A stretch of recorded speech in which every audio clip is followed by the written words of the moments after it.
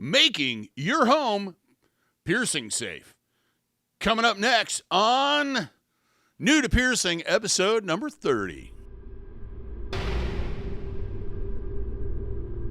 For those who are new to the channel, welcome to the Body Piercing and Tattooing channel. Hope you're enjoying the videos. Hope you're finding it helpful and useful, but you might not know who I am. My name is DaVo. I'm a professional body piercer and have been since 1994. I own and I operate the Axiom Body Piercing studio located right here in Des Moines, Iowa, inside Skin Kitchen Tattoo. So you got your piercing, you go home, everything's great, you're excited, and then you realize there's about 80 things that you need to do and a bunch of stuff you forgot to do beforehand. So what I'm going to talk about today is preparing your home for a new piercing. Some of the things that a lot of people don't consider and we don't really talk about, but might be helpful and make your life a little less stressful. Why should you do any of this? First off, we want to protect that fresh piercing to make that healing as smooth as possible. The other reason is so you don't have to run around and buy a bunch of stuff on the day of the piercing. This is just one less thing you got to do. The first thing I should probably bring up is that I'm not going to cover in this is any aftercare products that you're going to need, like saline. If you have an oral piercing, you may want to buy additionally some antiseptic mouthwash. It's a good idea to buy that in advance and have that on hand, or purchase it at the time of the piercing. Just one less thing you have to deal with. And the last reason why you want to do this is to make sure you actually do it. I'm going to break this down in a couple different subjects. The first one being is sleeping and bathing. First thing and foremost, change those sheets in the pillowcases and anything else that may come in contact with the piercing. Start off with fresh linens. Just a good idea because if they've been on there for a while, there's a lot of bacteria and other things that you don't want to have contact with the piercing. If it is a piercing that's going to bleed, it's not a bad idea to buy puppy pads in advance. You can put this under the piercing area and save the issue of staining the bedding, the towel, and everything else it comes in contact with. Make sure you have plenty of clean towels on hand. You don't want to be reusing a towel over and over and over again with a fresh piercing, because even though you're not wiping the area or maybe have direct contact, bacteria, fungi, etc. do move on the surface of your skin. So you want to make sure that after you've done this wonderful job of cleaning yourself, that you don't just contaminate everything with a dirty towel. So have plenty of those on hand in advance. If you have an ear piercing, figure out how you're going to wear your hair up so that it doesn't have contact with a fresh piercing while it's wet. If that involves hair ties or swami towels or whatever, figure that out in advance so you don't have to worry about that the day after the piercing when you've taken that shower. Adapting to sleeping with the piercing is something that we don't always talk about. I try to bring it up as much as I can in consultations and aftercare. But if it's an area of the body that has a lot of contact with bedding, for example, like an ear piercing or a facial piercing, it's a good idea to figure out how you're going to sleep and anything you may need additionally to make sure that that piercing doesn't have that contact all night. For example, like with ear piercing, those U-shaped travel pillows, tube socks to cover it up to make sure it's clean every day. With like maybe torso piercings where you can't sleep in your stomach. A good idea is to have a body pillows. If you're a normal stomach sleeper, it's one of the ways that you can kind of adapt is using a body pillow. Buy that a week or two before you get the piercing done if you can, so you get used to sleeping on your side. Now let's talk about clothing. Of course, make sure you have plenty of clean clothing on hand beforehand. Do the laundry before you get the piercing done. The reason for this is we don't want to be wearing contaminated clothing over and over again. It's going to cause an infection. Clothing should be easy to remove, meaning that when you pull it off or unbutton it or remove it, it doesn't catch or snag on the jewelry or have contact with the jewelry. So you kind of want kind of loose-fitting, comfortable clothing to wear, especially in that first couple of weeks as you're getting used to the piercing being there and you're trying to avoid contact. So easier stuff to take off, better. Some piercings are going to require additional kind of limitations on clothing. A couple good examples would be female nipples and navels and genital piercings. With female nipples, you want to have clothing, support clothing that is going to limit the amount of movement or sway that you have naturally to just kind of isolate the piercing. That moving around can be very uncomfortable. That's different from person to person. Some people, it's sports bras, men's A-shirts, tank tops, that sort of thing. Other people, something of a little bit more support. If you have really sensitive nipples and you don't want any pressure on them, getting the breastfeeding bras where you can remove the tabs or whatever is really helpful. I've even had clients go just as far as just cutting out a hole there. Just find something that's going to fit comfortably and kind of keep things in check. Navel piercings, you cannot wear high-waisted pants, especially stiff and tight high-waisted pants that are going to constantly rub against the piercing. You need loose-fitting clothing or clothing that has a lower waistband.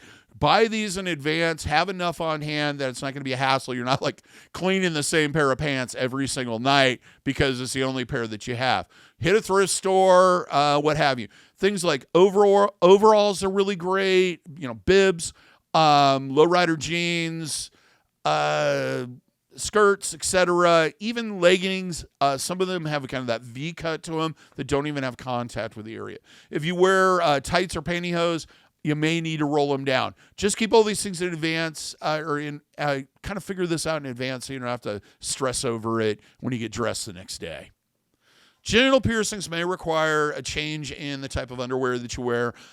In some cases, a little bit of support removing the movement can be a little bit more comfortable. So with men like briefs and etc., you want to avoid things that have like lacy or designs or knit designs that are going to get caught on jewelry and etc. So simplistic, normal, everyday cotton is usually your best option. Stay away from like really fancy stuff and stuff that's going to get caught. So think it through and make sure you have those in advance. Pets. Pets is something we kind of talk about. We don't talk about a lot. If your pet is used to sleeping in the bed with you, because I know there's a lot of pet lovers out there that love it, cuddling up with their furry thing. The problem is that their fur and everything else can contaminate your bedding. They can cause, which could lead to it coming in contact with the piercing, which is an open wound, and then you have an infection.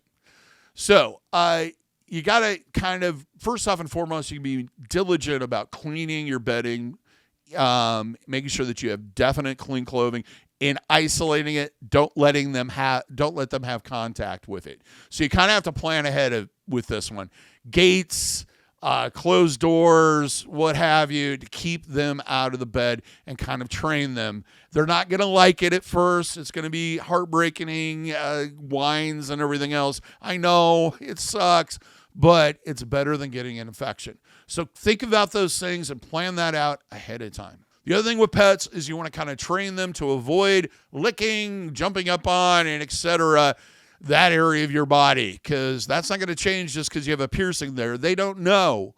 They don't know unless you tell them and you train them not to do that. Food. Food's something I think a lot of people overlook. It's very important that you have the healthy diet, food in advance available to you so you don't have to go out and shop for it.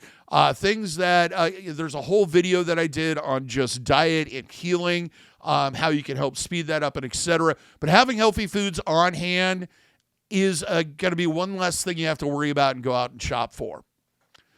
Now, with oral piercings, there's a little bit more adaptation. You are probably going to be on a soft food diet for 3 to 5 days during the swelling period. Also, you need to have about 5 days worth of that just to be on the safe side. Get rid of foods that are going to be tempting to eat.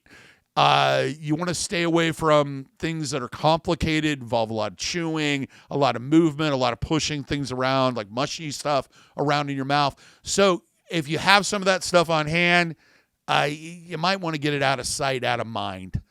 The next thing is you want to buy food for the aftermath once you've started to adapt to the piercing, once you got past the swelling.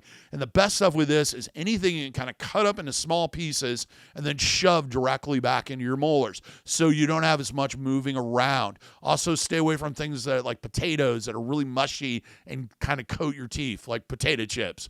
Simple things that you can just kind of chew up and swallow. It's going to take you a little while to get used to moving things around in your mouth without impacting that jewelry and the piercing. So take it easy and give yourself a break and make it as simple as possible. Eventually, as frustrating as it may be, it'll be stranger to have that jewelry out than to have it in.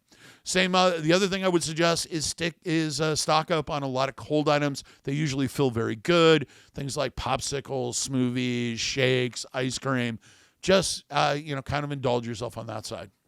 Exercise. Now, this is kind of a outside. I mean, I guess some people do it inside, some people don't. Some people do it at their houses. You want to change your workout to isolate the piercing area. And it's something that comes up a lot with exercise. If you're doing something that's going to have contact with that particular piercing area, you want to avoid it until it gets to a point where that's not going to cause an issue. Now, on a lot of these, that's a healing period. So you might want to find a different way of focusing on that area of the body that doesn't involve contact. Does that make sense? Make sure that your workout clothes are cleaned on a regular basis. Everybody's worried about sweat. Oh, the stinky sweat and blah, blah. If it comes out of your own body, emphasis on that, and it is body temperature, it's probably going to be okay for you. If it comes out of someone else, not the case. And if it sits on inside clothing or on clothing and materials, and then you put it back on, that's not going to be safe either. Usually the reason why that stuff stinks and smells bad and kind of like salad dressing, if you leave it long enough and can stand on its own, is because of all the bacteria and et cetera that's going to be on that clothing. So you don't want to take dirty workout clothes and put them on. You want to make sure that they're clean between each usage. Now, if you go to a gym, which is kind of outside the home, but you can prepare for that too. The first thing is bring your own disinfectant that you know is effective to clean off the machine before you use it and to be nice afterwards. Let's face it, people don't clean up after themselves on a regular basis. Most of these gyms supply the cheapest and ineffective disinfectant they can find. I swear a lot of times it's just water with some type of food coloring in it. Clean and disinfect your own. Things like that, if you look at the label, if it says disinfectant, should be pretty good or get the job done. If you do use a machine on a regular basis, try to keep in mind how much contact that area has with the piercing area. If it's a lot of contact, you should avoid that until it's not going to be an issue. Miscellaneous stuff that I thought of, and you'll probably think of more, backpacks and bags. If you're one of those people that uses these on a regular basis, it's really a good idea to kind of plan ahead. Well, if I'm getting this piercing, it's going to always be in contact with that area or what have you, to switch out to something else for the time being while you're healing the piercing to avoid contact. The same thing with taking it off and on. If it hurts to do that or it's going to snag on jewelry, try to find some other method of carrying that stuff around with you. Next thing is the sporting equipment. If you have any equipment that's going to come in contact with the area, you need to clean and disinfect it on a regular basis. Clean it in advance just so you don't have to deal with it later. Well, that's it. That's all I have for this one. Do you have any suggestions of how to prepare your home for a new piercing? Of course, I could have gone, do a deep clean, disinfect everything, but most of that's pretty common sense. Hopefully you're maintaining your living facilities already, right? But if you have some suggestions, please leave them in the comments. If you have any questions, feel free to ask. Also, like and subscribe. We appreciate it. And it helps build the channel and gets the word out. Till next time, here's hoping all your piercings heal with ease and without a single issue. And if you're in the Des Moines, Iowa area, I would love to see your piercing needs in the future. Have a good day. Take care, and we'll see you in that next video.